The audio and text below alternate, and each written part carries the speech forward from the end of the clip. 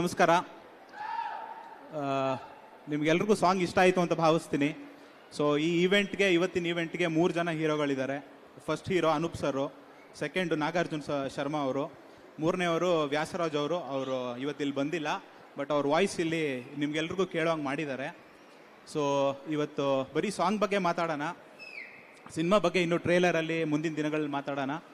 So almost ನಾನು ಏನೇನು prepare ಮಾಡ್ಕೊಂಡು ಬಂದಿದ್ದು ಮಾತಾಡ್ಬೇಕಂತ ಎಲ್ಲರೂ ಒಂದೊಂದೇ ಪಾಯಿಂಟ್ಸ್ಗಳನ್ನ ಹೇಳ್ಕೊಂಡು ಬಂದಿದ್ದಾರೆ. ಸೊ ಕೊನೆ ಮೇಯ್ನ್ ಪಾಯಿಂಟ್ ಏನು ಹೇಳಕ್ಕೆ ಇಷ್ಟಪಡ್ತೀನಿ ಅಂದರೆ,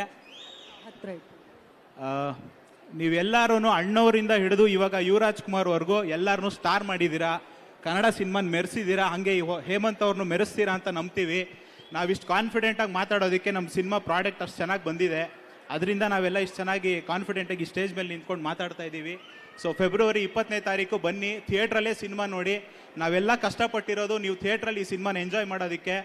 ಸೊ ಈಗೆಲ್ಲ ಮೊಬೈಲಲ್ಲಿ OTTನಲ್ಲಿ ಸಿನಿಮಾ ನೋಡೋ ಕಾಲ ಬಂದಿದೆ, ಬಟ್ ನಾವು ಥಿಯೇಟರ್ ಎಕ್ಸ್ಪೀರಿಯನ್ಸ್ಗೋಸ್ಕರನೇ ಸಿನಿಮಾ ಮಾಡಿರೋದು. ದಯವಿಟ್ಟು ಎಲ್ಲರೂ ಸಿನಿಮಾನ ಬಂದು ನೋಡಿ. ನಾವು ಕಷ್ಟಪಟ್ಟಿದ್ದೀವಿ ಅಂತ ಹೇಳ್ತಾ ಇಲ್ಲ, ನಮ್ಮ ಪ್ರಾಡಕ್ಟ್ ಅಷ್ಟು ಚೆನ್ನಾಗಿದೆ ಅನ್ನೋ ಕಾನ್ಫಿಡೆನ್ಸಿಂದ ಹೇಳ್ತಾ ಇದ್ದೀವಿ. ಸೊ ದಯವಿಟ್ಟು ಎಲ್ಲರೂ ಕನ್ನಡ ಸಿನಿಮಾನೂ ನೋಡಿ, ಬೇರೆ ಭಾಷೆ ಸಿನಿಮಾಗಳನ್ನೂ ನೋಡಿ, ಬಟ್ ದಯವಿಟ್ಟು ಥಿಯೇಟ್ರಲ್ಲಿ ಮಾತ್ರ ಸಿನಿಮಾ ನೋಡಿ. Thank you.